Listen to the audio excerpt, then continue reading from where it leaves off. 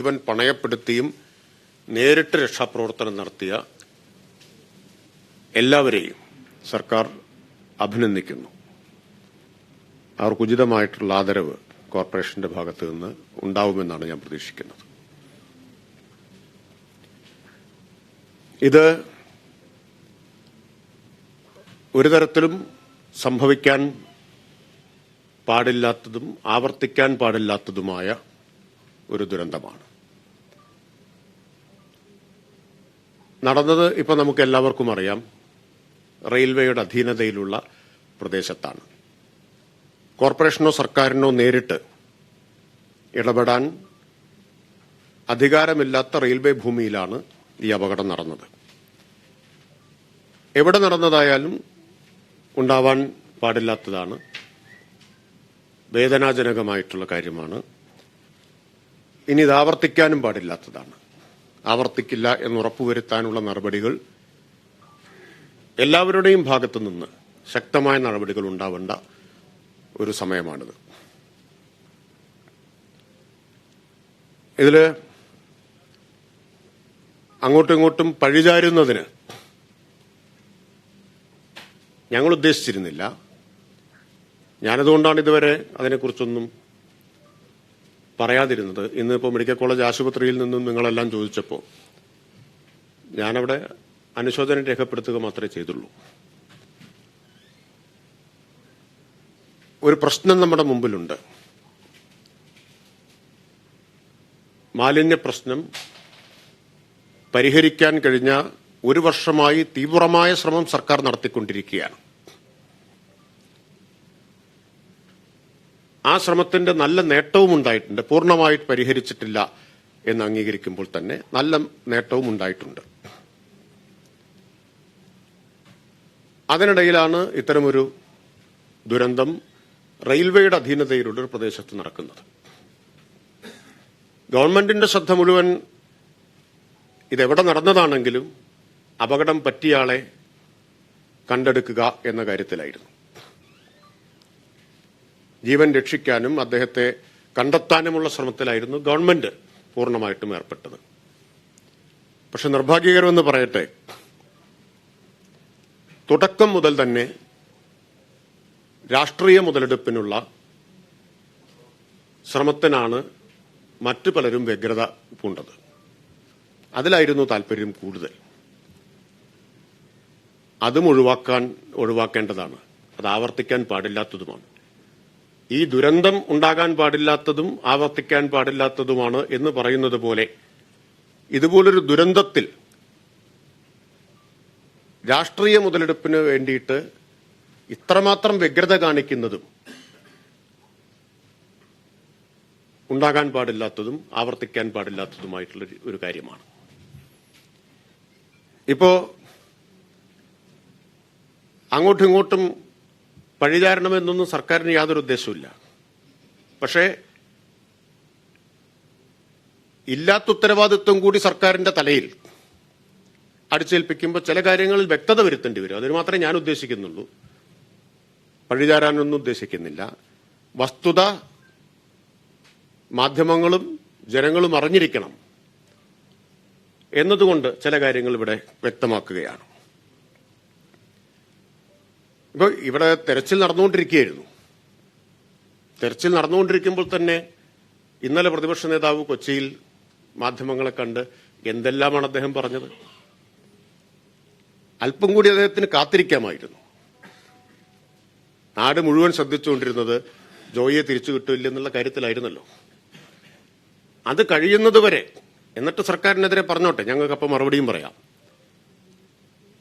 കാത്തിരിക്കാനുള്ള ഒരു വിവേകമെങ്കിലും പ്രതിപക്ഷ നേതാവിൽ നിന്ന് നമ്മളെല്ലാവരും പ്രതീക്ഷിച്ചു. നിർഭാഗ്യവശാൽ അതുണ്ടായില്ല. അദ്ദേഹം പറഞ്ഞതൊന്നും അറിയാത്തതുകൊണ്ടല്ല, ഞാനൊന്നും പറയാതിരുന്നതാണ്. അപ്പോൾ അത് പറയേണ്ട സമയമല്ല എന്നുകൊണ്ട് ഈ നിമിഷം വരെ അത് പറയാതിരുന്നതും അതുകൊണ്ടാണ്. ഒരു ദുരന്തമുണ്ടാവുമ്പോൾ അതിൽ നിന്ന് കിട്ടാൻ പോകുന്ന രാഷ്ട്രീയ ലാഭത്തെക്കുറിച്ച്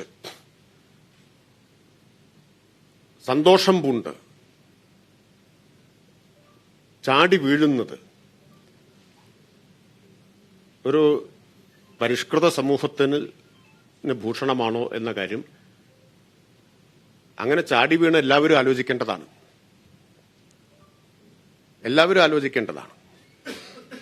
ഇപ്പൊ മത്സരിച്ച് ഈ കുറ്റപ്പെടുത്തലുമായി രംഗത്തിറങ്ങിയിരിക്കുകയാണ് പ്രതിപക്ഷ നേതാവ്. ആദ്യം തന്നെ തുടങ്ങി, അദ്ദേഹത്തിന് ഒട്ടും ക്ഷമയുണ്ടായില്ല. മറ്റു പലരും ഇന്നാണ് രംഗത്ത് വന്നിട്ടുള്ളത്. അതിൽ മുൻ കേന്ദ്രമന്ത്രിമാരുണ്ട്, KPCC പ്രസിഡന്റുണ്ട്, അവരെല്ലാം ഉണ്ട്. അവരൊക്കെ ഇത്രയും പറഞ്ഞ സ്ഥിതിക്ക് വസ്തുതകൾ എന്തായാലും ജനങ്ങളൊന്നും അറിഞ്ഞിരിക്കുന്നത് നല്ലതായിരിക്കും എന്നാണ് എനിക്ക് തോന്നുന്നത്. ഇത് ഞാൻ പഴിചാരാൻ വേണ്ടി പറയുന്നതേ അല്ല. ഇതില് മാലിന്യ സംസ്കരണം എന്ന കാര്യത്തിൽ ആരുടെയെങ്കിലും ഒരു പ്രത്യേക വിഭാഗത്തിന്റെ മാത്രം ഉത്തരവാദിത്വമാണുള്ളത് എന്ന് ഞാൻ കണക്കാക്കുന്നില്ല, സർക്കാരും കാണുന്നില്ല.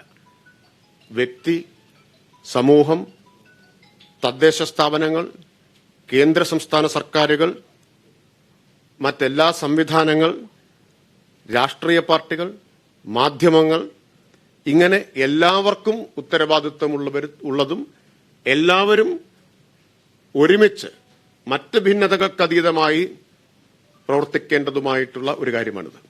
ഞാനിത് ആവർത്തിച്ച് പറഞ്ഞുകൊണ്ടിരിക്കുന്ന ഒരാളാണ്. നിങ്ങളോട് തന്നെ ഇത് ഞാൻ എത്രയോ തവണ പറഞ്ഞിട്ടുണ്ട്, നിയമസഭയിലും പറഞ്ഞിട്ടുണ്ട്. ഇതൊരു കക്ഷി രാഷ്ട്രീയ പ്രശ്നമല്ല. എല്ലാവരും ചേർന്ന് ഒരുമിച്ച് ഏറ്റെടുക്കേണ്ട ഒരു ഉത്തരവാദിത്വമാണ്. എല്ലാവർക്കും, ഓരോ വ്യക്തിക്കും ഇതിൽ ഉത്തരവാദിത്തമുണ്ട്.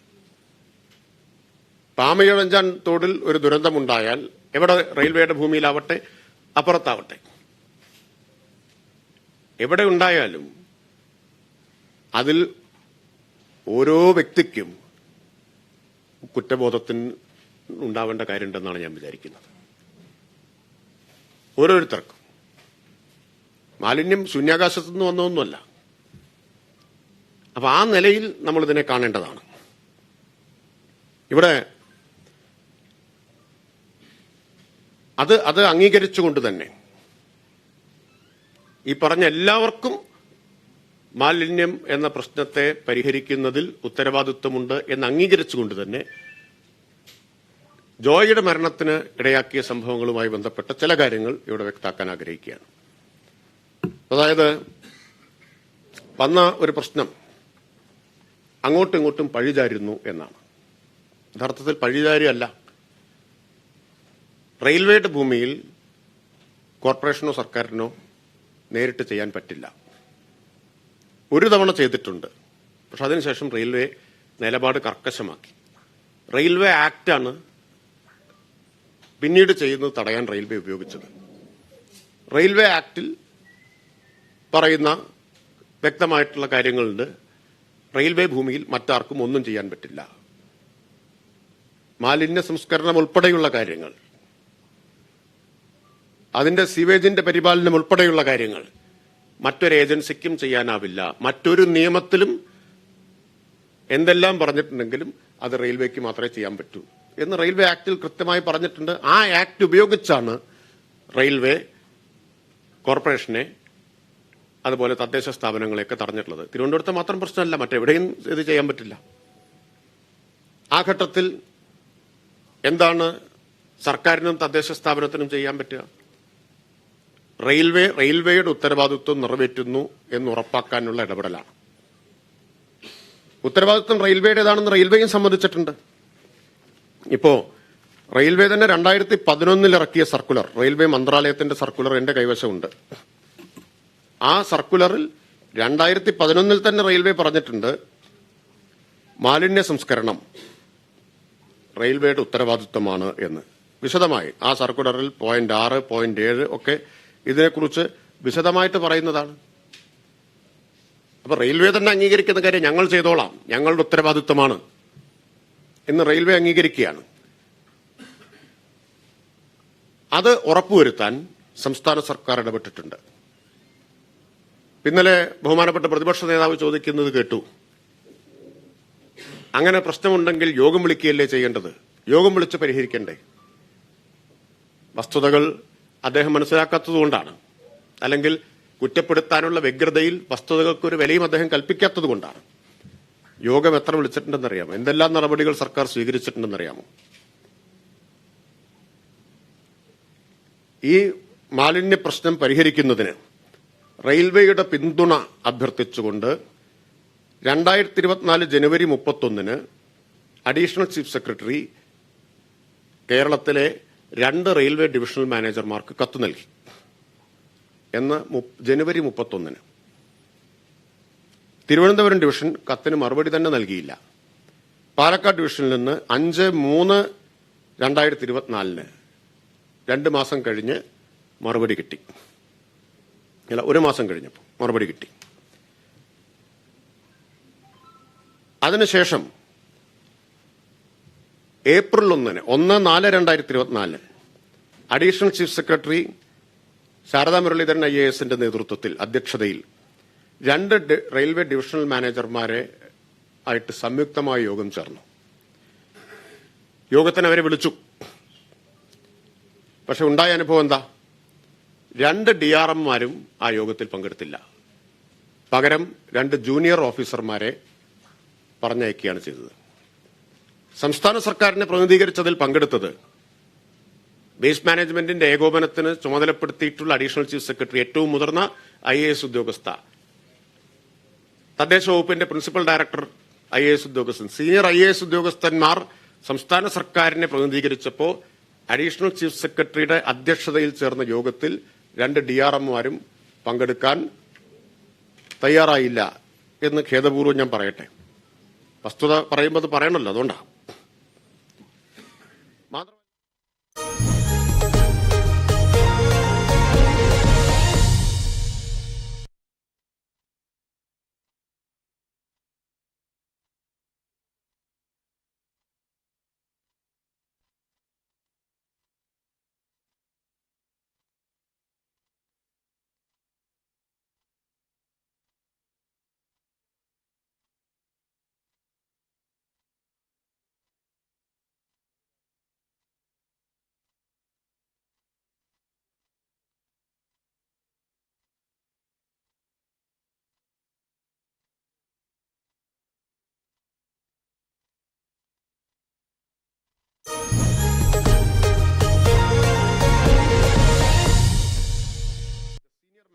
ഓഫ് ദ തിരുവനന്തപുരം ഡിവിഷൻ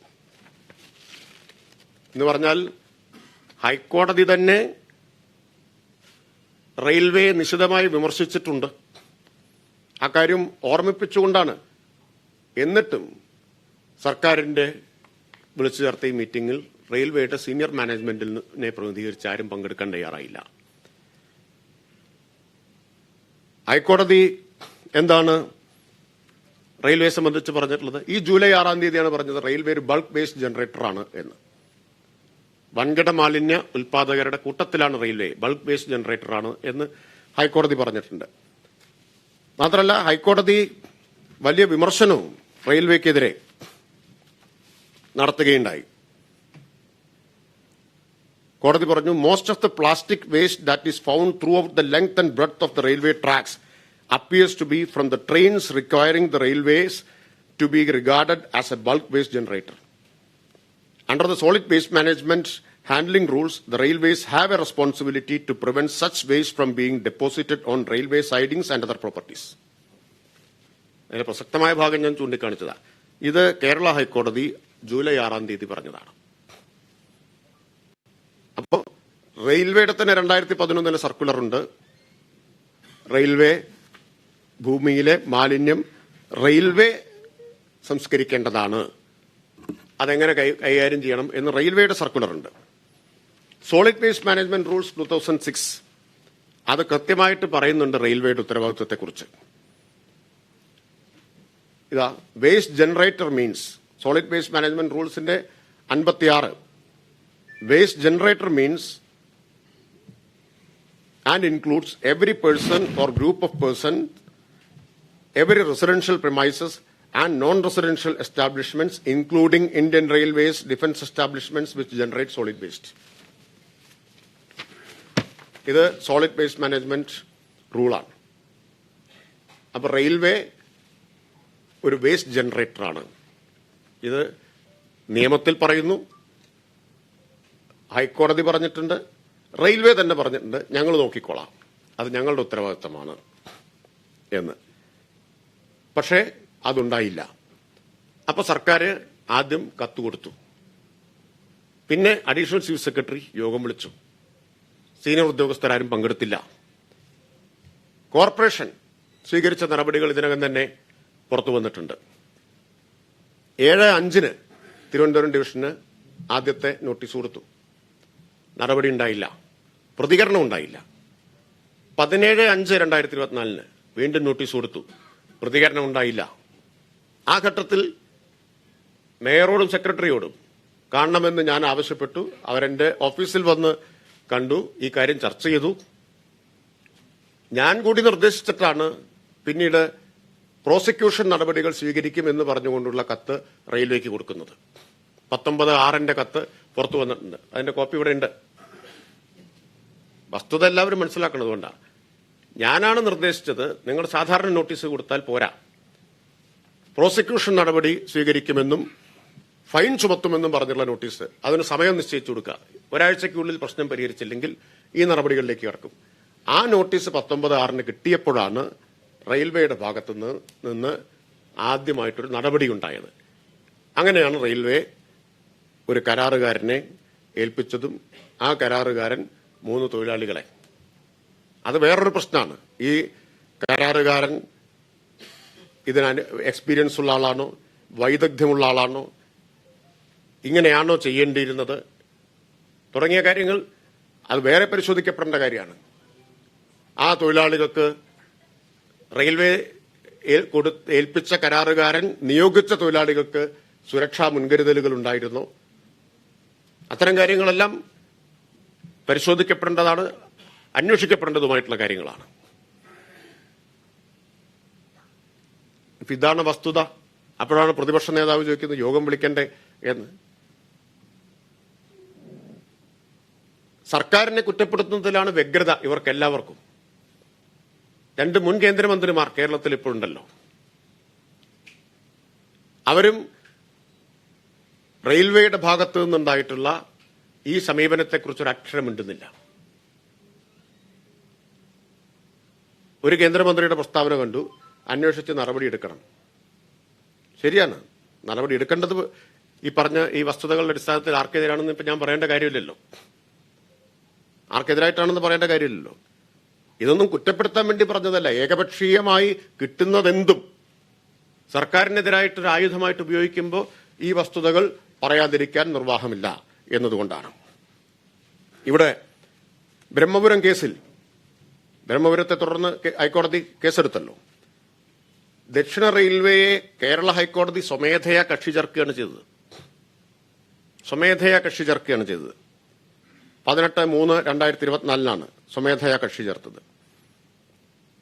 മാത്രമല്ല 28/6 ഹൈക്കോടതി രൂക്ഷ വിമർശനം റെയിൽവേക്കെതിരെ നടത്തിയിട്ടുണ്ട്. നിങ്ങൾ അറിഞ്ഞു കാണുമല്ലോ, നിങ്ങൾക്കൊക്കെ ഹൈക്കോടതിയിൽ പ്രതിനിധികളുണ്ടല്ലോ.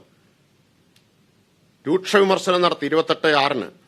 മാത്രമല്ല മാലിന്യ നീക്കത്തിനായി റെയിൽവേ സ്വീകരിച്ച നടപടികളുടെ അടിയന്തര റിപ്പോർട്ട് ഹാജരാക്കാൻ ഹൈക്കോടതി റെയിൽവേയോട് ആവശ്യപ്പെട്ടിട്ടുണ്ട്. ഈ 28/6 ആവശ്യപ്പെട്ടത്.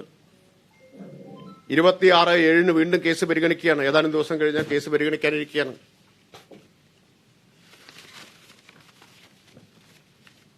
അപ്പോ ഇതിന് പുറമെ ഇത് തിരുവനന്തപുരം റെയിൽവേ ഡിവിഷനിലെ റെയിൽവേ സ്റ്റേഷനിലെ കാര്യത്തിലാണ് കോർപ്പറേഷൻ നോട്ടീസ് കൊടുത്തത്, 3 നോട്ടീസ് കൊടുത്തത്. ഇനി കൊച്ചുവേളിയുടെ നോട്ടീസ്, കൊച്ചുവേളിയിലും സമാനമായ സ്ഥിതിയാണ്. 23/5 കോർപ്പറേഷൻ കൊടുത്ത നോട്ടീസ് ആയിരിക്കുന്നു കൈവശം. അതിന്റെ വീഡിയോ ഇവിടെ നിങ്ങൾക്ക് കാണാം. ഇതാ, കോർപ്പറേഷൻ സെക്രട്ടറിയാണ് നേരിട്ട് പോയിട്ട്, ഇത് റെയിൽവേ യാർഡിലെ മാലിന്യമാണ്, ഇത് റെയിൽവേ യാർഡിലെ മാലിന്യമാണ്. ആ സംസാരിക്കുന്നത് കോർപ്പറേഷന്റെ സെക്രട്ടറിയാണ്. ഇന്നത്തെ വീഡിയോ മേയറുടെ കൈവശമുണ്ട്. ആ സ്ഥലത്ത് ഒന്നും ചെയ്തിട്ടില്ല. സർക്കാരിനെ കുറ്റപ്പെടുത്തുകയും റെയിൽവേയെ ന്യായീകരിക്കുകയും ചെയ്യുന്ന മുൻ കേന്ദ്രമന്ത്രിമാരൊക്കെ സമാധാനം പറയണ്ടേ?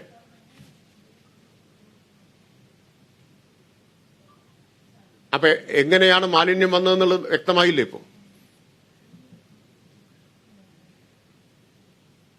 ഇത് കൊച്ചുവേളിയിലേതാണ്. അവിടെ അതേ സ്ഥിതി ഇപ്പോഴും തുടരുകയാണ്. ഒരു നടപടിയും റെയിൽവേ സ്വീകരിച്ചിട്ടില്ല. ഇന്നത്തെ വീഡിയോ മേയറുടെ കൈവശമുണ്ട്. ഇത് റെയിൽവേ നടപടി സ്വീകരിക്കാത്തത് കൊണ്ട് സെക്രട്ടറി നേരിട്ട് പോയിട്ട് ആവശ്യപ്പെടുകയാണ്. ഇതിന് ശേഷമല്ലല്ലോ, ഇതിനു മുമ്പുണ്ടായതാണിത്. ഈ സംഭവത്തിന് ശേഷമല്ല. ഡേറ്റ് എന്താ ഓർമ്മയുണ്ടോ? സെക്രട്ടറി പോയ ഡേറ്റ് എന്താന്ന്? നോട്ടീസ് കൊടുത്തതിന് ശേഷമാണ്. 23/5 നോട്ടീസ് കൊടുത്തത്, അതിനുശേഷമാണ്. ഈ നോട്ടീസും അതാണ്. പ്രോസിക്യൂഷൻ അടക്കമുള്ള നടപടികൾ റെയിൽവേയുടെ പേരിൽ സ്വീകരിക്കും, നിയമാനുസൃതമുള്ള പിഴ ചുമത്തും എന്നുള്ള വിവരം ഇതിനെ അറിയിക്കുന്നു എന്നുള്ളതാണ്. ആ നോട്ടീസ് കൊടുത്തിട്ടും നേരിട്ട് പോയി നടപടി ഉണ്ടായില്ല. അപ്പൊ നേരിട്ട് പോയി, എന്നിട്ടും ഇതുവരെ നടപടി ഉണ്ടായിട്ടില്ല. കടുത്ത നടപടികളിലേക്ക് കടക്കാൻ കോർപ്പറേഷൻ നിർദ്ദേശം നൽകിയിട്ടുണ്ട്. ഈ വസ്തുതകളെല്ലാം മറച്ചുവെച്ചുകൊണ്ടാണ് പ്രതിപക്ഷ നേതാവും മുൻ കേന്ദ്രമന്ത്രിമാരും കോർപ്പറേഷനും സർക്കാരിനുമെതിരെ ഏകപക്ഷീയമായിട്ടുള്ള ആക്രമണം നടത്തിക്കൊണ്ടിരിക്കുന്നത്. അതുകൊണ്ടാണ്, മാത്രമല്ല പൊതുവിൽ ദൃശ്യമാധ്യമങ്ങളെല്ലാം ഈ കാര്യങ്ങൾ കുറെയൊക്കെ അവർക്ക് മനസ്സിലായിട്ടുണ്ട്. ഇന്നലെയൊക്കെ പറഞ്ഞിട്ടുണ്ടെന്നാണ് ഞാൻ മനസ്സിലാക്കുന്നത്. കുറച്ചെങ്കിലുമൊക്കെ പറഞ്ഞിട്ടുണ്ട് റെയിൽവേയുടെ ഭാഗത്ത് നിന്നുള്ള സമീപനത്തെക്കുറിച്ച്. പക്ഷേ പത്രങ്ങൾ പലരും സ്വീകരിക്കുന്ന സമീപനം റെയിൽവേ തൊടാത്ത ഒരു സമീപനമാണ്. കുറ്റം മുഴുവൻ കോർപ്പറേഷന്റേതാണ് എന്ന മറ്റുള്ളൊരു സമീപനമാണ്. ഇപ്പോ ഒരു പത്രത്തിൽ ഞാനിന്ന് കണ്ടത് ഇങ്ങനെയാണ് ഒരു വാചകം: നഗരത്തിലെ മുഴുവൻ ജലവും കുത്തിയൊലിച്ച് എത്തിയ തോട്ടിലേക്ക് സുരക്ഷാ സംവിധാനങ്ങളൊന്നുമില്ലാതെ 3 കരാർ തൊഴിലാളികളെ ഇറക്കി വിടുകയായിരുന്നു. എത്ര ലാഘവത്തോടെയാണ് ഉത്തരവാദപ്പെട്ടവർ കാര്യങ്ങളെ എന്നതിന് മറ്റെന്ത് തെളിവ് വേണം? ആരാണ് ഇറക്കിവിട്ടത്? കോർപ്പറേഷനാണോ? സംസ്ഥാന സർക്കാരാണോ?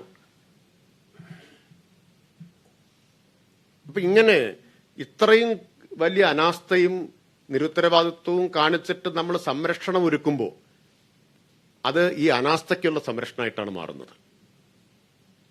ഇതിലൊന്നും അന്ധമായ രാഷ്ട്രീയം കാണരുത്. ഇങ്ങനെയൊക്കെ ചെയ്തിട്ടും അതുണ്ടായി എന്ന് പറയാതിരിക്കുകയും വേണമെങ്കിൽ കോർപ്പറേഷന്റെ അനാസ്ഥയാണ്, സർക്കാരിന്റെ അനാസ്ഥയാണെന്ന് ധരിച്ചോട്ടെ എന്ന മട്ടിലെഴുതുകയും ചെയ്താൽ അതാർക്കാണ് സഹായകരമായി തീരുക? ആർക്കാണ് സഹായകരമായി തീരുക? ഞാൻ അത്രേ ഇതിൽ പറയുന്നുള്ളൂ, വേറെ രാഷ്ട്രീയമൊന്നും ഞാനതിൽ പറയുന്നില്ല.